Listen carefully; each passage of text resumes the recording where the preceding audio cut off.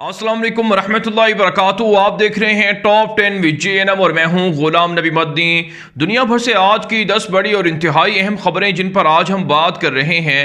नाज़रीन किराम, आज 14 नवंबर 2020 है और आज दिन है हफ्ते का। ये टॉप 10 विद JNM का सुबह का बुलेटिन है। खबरों का सिलसिला शुरू कर लेते हैं। जो आज की पहली बड़ी खबर है ये पाकिस्तान और भारत के दरमियान जंग के हवाले से है। नाज़रीन, भारत पाकिस्तान की लाइन ऑफ कंट्रोल के खिलाफ वर्जी कर रहा है। गुज़श्ता 24 घंटे के दौरान भारत की शेलिंग और बमबारी के नतीजे में पाकिस्तान के 40 से ज़ायद शहरी शदीद ज़ख्मी हुए हैं, जिनमें छोटे बच्चे भी शामिल हैं। मुताद्दिद मकानात को नुकसान पहुँचाया गया है और इसके अलावा जानवरों को भी नहीं बख्शा गया, उनको भी मार डाला गया है। पाकिस्तान की फ़ौज की जवाबी कार्रवाई में भारत के 4 मेजर अफसरान समेत 20 भारतीय फौजी जहन्नम वासिल हुए हैं, मुर्दार हुए हैं, जबकि भारत के 35 से ज़ायद फौजी भी शदीद जख्मी हुए हैं। इसके अलावा पाकिस्तान के हमलों के अंदर, पाकिस्तान की जवाबी कार्रवाई के अंदर भारत की 18 चेक पोस्टें तबाह की गई हैं। पाकिस्तान ने दुनिया को खबरदार कर दिया है कि भारत जानबूझकर इश्तिआल अंगेजी बढ़ा रहा है, जिससे इस खित्ते के अंदर एटमी जंग छिड़ सकती है। लाइन ऑफ कंट्रोल पर पाकिस्तान की शहरी आबादी को टारगेट करना यह भारत की बदतरीन बुज़दिलाना कार्रवाई है। इस हवाले से पाकिस्तान ने अक़वाम मुत्तहिदा और दीगर सफारतकारों को LOC का दौरा भी करवाया है और उन्हें वहाँ के हालात के हवाले से आगाही दी है। और पाकिस्तान ने भारत को वार्निंग भी दी है कि भारत अगर इस तरह की इश्तिआल अंगेज़ी करेगा तो भारत को इससे कहीं ज़्यादा जो नुकसान है वो बर्दाश्त करना पड़ेगा। और भारत के अंदर मोदी दहशतगर्द की हुकूमत के आने के बाद लाइन ऑफ कंट्रोल पर सबसे ज़्यादा इश्तिआल अंगेज़ी बढ़ी है और भारत की मोदी दहशतगर्द हुकूमत ही ने सबसे ज़्यादा अपने फौजियों को पाकिस्तान के मुकाबले में मरवाया है। आगे बढ़ लेते हैं नाज़रीन, जो आज की दूसरी बड़ी खबर है ये भी नाज़रीन पाकिस्तान से है। पाकिस्तान की बहरिया में एक और बाहरी जहाज जो जदीद टेक्नोलॉजी से लैस है, जिसका नाम तबूक रखा गया है, उसे शामिल कर लिया गया है। पाकिस्तान की बहरिया जंगी मशकें कर रही है। पाक बहरिया की जानिब से कहा गया है कि दुश्मनों के हौसले नाकाम हो रहे हैं। पाकिस्तान हर तरह की टेक्नोलॉजी में तरक्की कर रहा है। इसके अलावा नाज़रीन पाकिस्तान और चीन ने मुश्तरका तौर पर खुफिया इंटेलिजेंस मालूमात की शेयरिंग भी शुरू कर दी है। लद्दाख के अंदर भारतीय फौज परेशान दिखाई दे रही है। पाकिस्तान और चीनी फौजें मुश्तरका तौर पर लाइन ऑफ कंट्रोल पर और इसी तरह से लद्दाख के अंदर भारतीय फौज पर आने वाले दिनों में बड़ा ऑपरेशन करने जा रहे हैं। भारतीय फौज इस हवाले से हाई अलर्ट कर दी गई है। लेकिन पाकिस्तान के वजीर आजम इमरान खान और पाकिस्तान के आर्मी चीफ जनरल क़मर जावेद बाजवा ने कौम के नाम पैगाम में कहा है कि शुहदा की कुर्बानियां रायगा नहीं जाएंगी और दुश्मनों के हौसले पस्त हो रहे हैं, दुश्मनों को शिकस्त हो रही है। पाकिस्तान की फौज को जनरल बाजवा ने ना सिर्फ हाई अलर्ट किए हैं बल्कि इस वक्त जंगी पेट्रोलिंग भी जारी है पाकिस्तान के शाहीनों की जानिब से, फिजाइया की जानिब से। और किसी भी वक्त भारत, आप जानते हैं, गुज़श्ता साल फरवरी में भी इसी तरह की नाकाम जारियत की कोशिश कर चुका है और अब भी नाज़रीन भारत इसी तरह की हरकत करने की कोशिश कर रहा है। और लेकिन इस बार भारत को आखिरी ये भारत की गलती होगी और भारत को बड़ा नुकसान बर्दाश्त करना पड़ेगा। ऐसे में कांग्रेस की जानिब से भारत की हुकूमत से मुतालबा किया जा रहा है कि आखिर उनके फौजियों को लाइन ऑफ कंट्रोल पर क्यों मरवाया जा रहा है।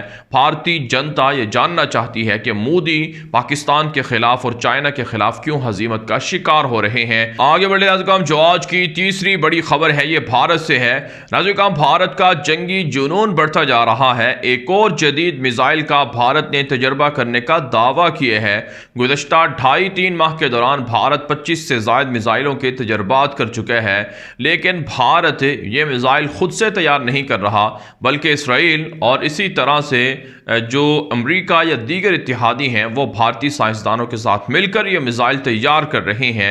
इसके अलावा नाज़रीन इत्तला सामने आ रही है कि रूस ने खबरदार किया है कि चीन और भारत के दरमियान कशीदगी से एक बड़ी जंग छिड़ सकती है और इससे खित्ते को नुकसान होगा। लिहाजा लिहाजा दोनों मुल्कों को बिलखुसूस भारत को चाहिए कि वो चाइना के साथ मामलात को बेहतर करे।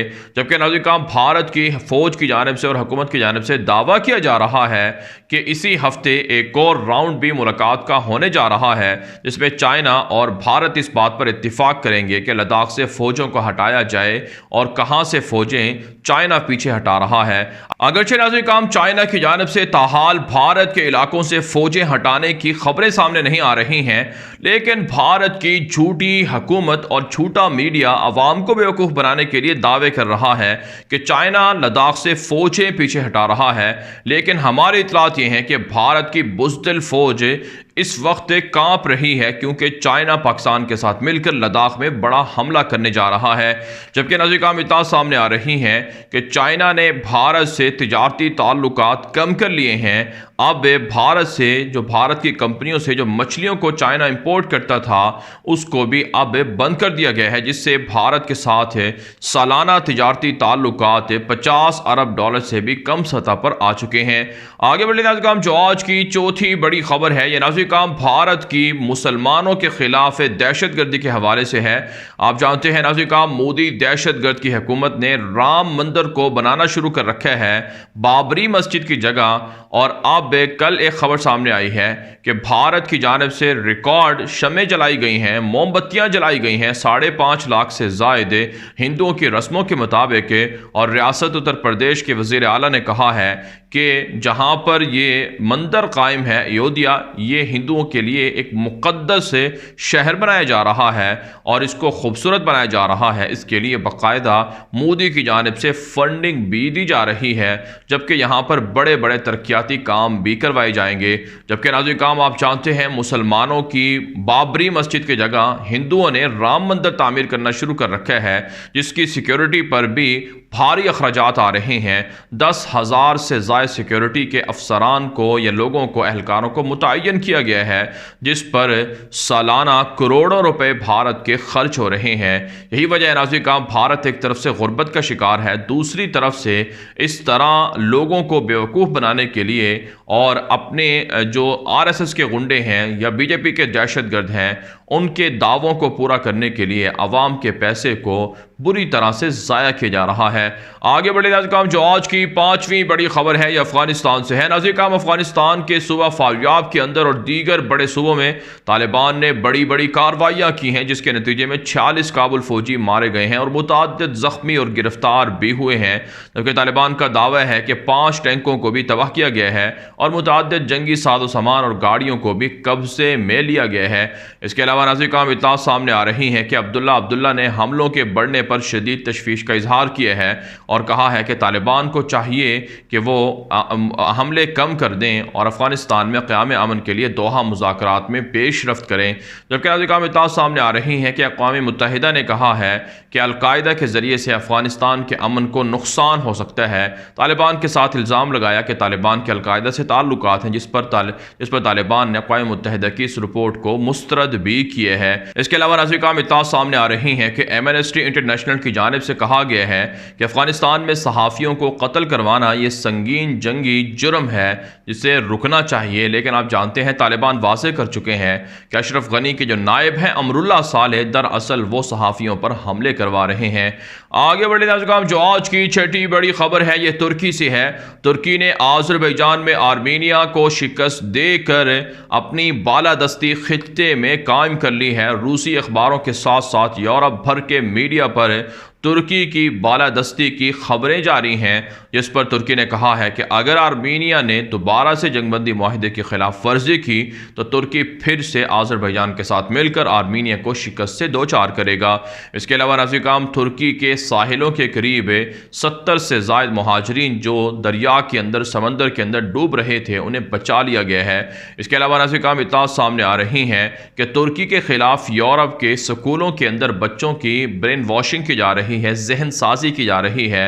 हॉलैंड के स्कूलों की किताबों के अंदर तुर्की के आधे नक्शे को शाया किया गया है और तुर्की के कुछ इलाकों को कुर्दिस्तान के साथ है और दीगर पड़ोसी मुल्कों के साथ दिखाया गया है, जिस पर तुर्की ने शदीद एहतजाज भी किए हैं।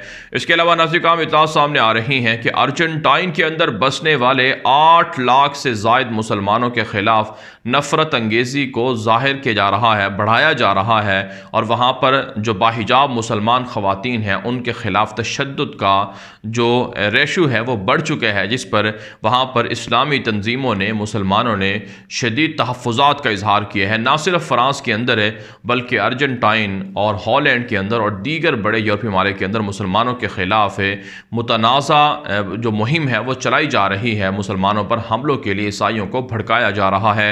आगे बढ़े नाज़िर जो आज की 7वीं बड़ी खबर है ये इसराइल और फ़लस्तीन से है। नाज़िर गासिब यहूदी फ़ौज ने मज़ीद 3 फ़लस्तीनियों को गोलियां मारकर शदीद ज़ख्मी कर दिए हैं। इसके अलावा इत्तला सामने आ रही हैं कि गासिब यहूदी हुकूमतें बड़े पैमाने पर फ़लस्तीनी इलाकों पर कब्ज़ा कर रही है और यहूदियों के लिए घरों को बसा कर दिया जा रहा है, जिस पर बरतानिया की एक समाजी तंजीम ने एक कॉन्फ्रेंस के दौरान यहूदी हुकूमत के ख़िलाफ़ पाबंदियाँ लगाने का मुतालबा भी किया है। साथ साथ नाज़िर इत्तला सामने आ रही है कि मस्जिद अक्सा की बेहुरमती का सिलसिला भी जारी है और अरब रियासतों से ताल्लुकात के बाद बड़े पैमाने पर यहूदी जो फ़लस्तीनी मुसलमान हैं उनको मस्जिद अक्सा में आने से, नमाज़ें पढ़ने से रोक रहे हैं।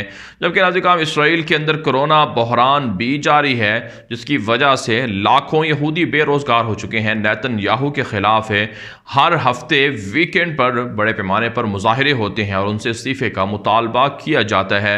आगे बढ़े नाज़िर जो आज की 8वीं बड़ी खबर है, यह नाज़िर आयल कीमतों में कमी के बाद सऊदी अरब को तकरीबन 27 अरब डॉलर से ज़ायद का खसारा हो चुका है और सऊदी अरब की इकॉनमी इस वक्त बड़े मसाइल से दुचार है। यहाँ तक कि नाज़िर सऊदी अरब बैरूनी दुनिया से 55 अरब डॉलर से ज़ायद के कर्जे भी ले चुके हैं, लेकिन फिर भी सऊदी अरब की हुकूमत की जानिब से यमन की जंग जारी है, जिसमें भारी जो मईशत को नुकसान है वो हो रहा है। इसके अलावा नाज़िर अमरीका के अंदर एक तकरीब में, यहूदियों की एक तकरीब में जो मुत्तहिदा अरब इमारात के सफ़ीर थे उसने दावा किया है कि कतर के साथ ताल्लुकात उस वक्त तक बेहतर नहीं हो सकते जब तक कतर अपने रवैये को बदल नहीं लेते हैं, तब्दील नहीं कर लेते हैं। साथ साथ नाज़िर इत्तला सामने आ रही हैं कि कतर के ख़िलाफ़ मुत्तहिदा अरब इमारात इसराइल के सहारे मज़ीद पाबंदियाँ लगाने और मज़ीद मुहासरा करने को सख्त कर रहा है। जबकि नाज़िर इत्तला ये भी सामने आ रही हैं कि बरतानिया की एक अदालत में कतर की हुकूमत के ख़िलाफ़ एक मुकदमा कायम किया गया है, जिसमें कहा जा रहा है कि 300 से ज़ायद शामी मुहाजिरीन को कतर के अंदर हुकूमत की जानिब से टॉर्चर किया गया है, जिस पर कतर की हुकूमत ने कहा है कि वो मुहाजिरीन को पनाह दिए हुए हैं लेकिन उनके साथ कोई जुल्म ज़्यादती नहीं हो रही है। आगे बढ़े नाज़िर जो आज की 9वीं बड़ी खबर है ये यमन और इथोपिया से है।